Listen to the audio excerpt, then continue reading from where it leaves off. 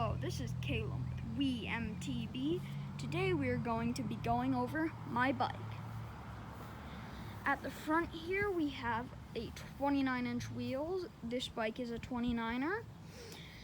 A Shimano disc brake with ground control tires. The fork is an SR Suntour. Not the best fork, but it does its job. We have blue ODI grips. It is a 2x. The 2x is a Shimano Altus. In the back, it is an 8-speed, which is Shimano Journey. The other ODI grip.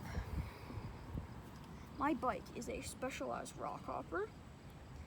One of the modifications or parts I've added to it is this. It's a Fidlock water bottle cage. It's really cool. I think you should get one if you ride bikes. Another thing I got was these Fuker pedals. They're kind of rip-offs, but they do what they're meant to.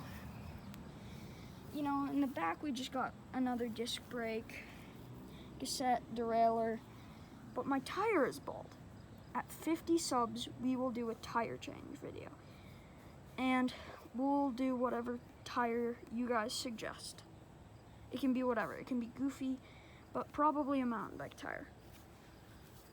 Moving on, we have my helmet, which I ride with. It's a Charlie Designs A2.